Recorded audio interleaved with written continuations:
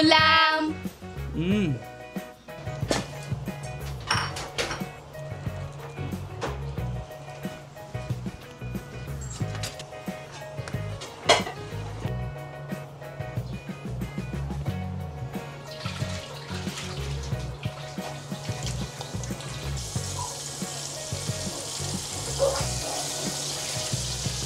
Pork steak. Ayan. So, pork steak. Tapos gagawa po tayo ng itlog para magmukha po siyang pork silog. Simpleng ulam lang muna tayo ngayon, fam.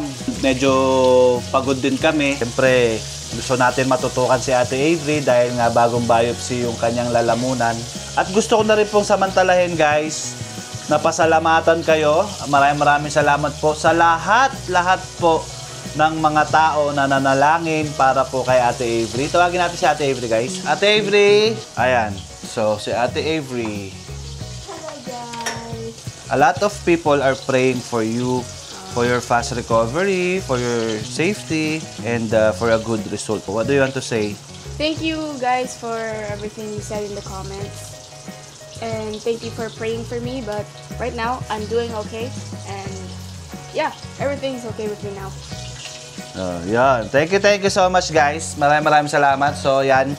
Hintay na lang si Ate Avery kumain. Sumasayaw na, oo. Paano yan? Paano yan? Yan. Sumasayaw na siya, guys. Simple sa inyong paningin, pero napaka-special na para sa amin. Yun, no? Ang importante, sama-sama kayo ng pamilya. Ayan. So ito, at least kahit simpleng pagkain, at least lutong bahay siya.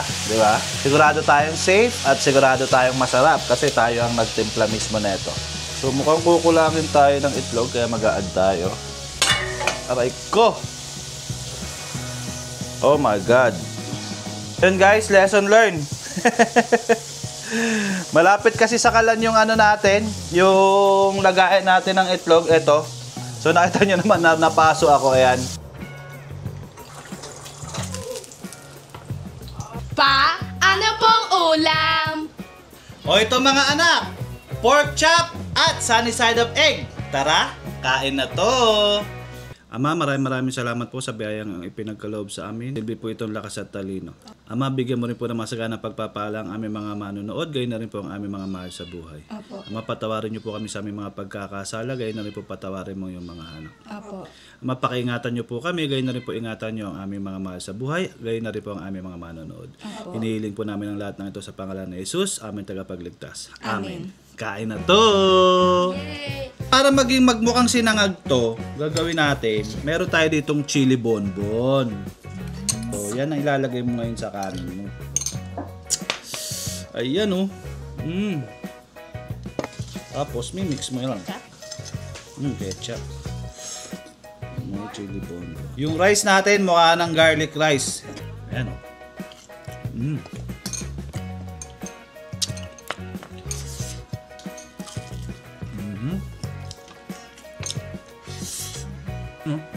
Mutulo-tulo pa guys, oh.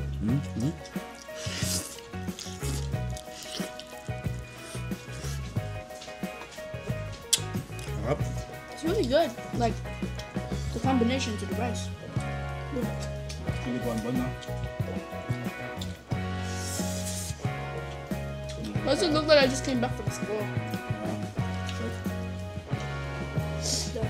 If you It's already a meal, no? Yeah. Even without kulang.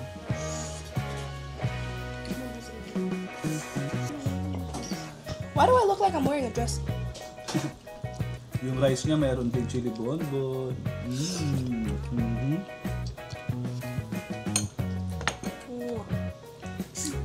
It's just so good. Ketchup.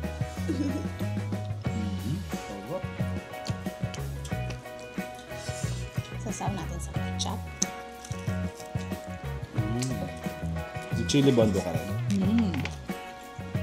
Thank you, Daddy. You're welcome. Hi tayo sa kanila. Hi, fam! Thank you, Lord.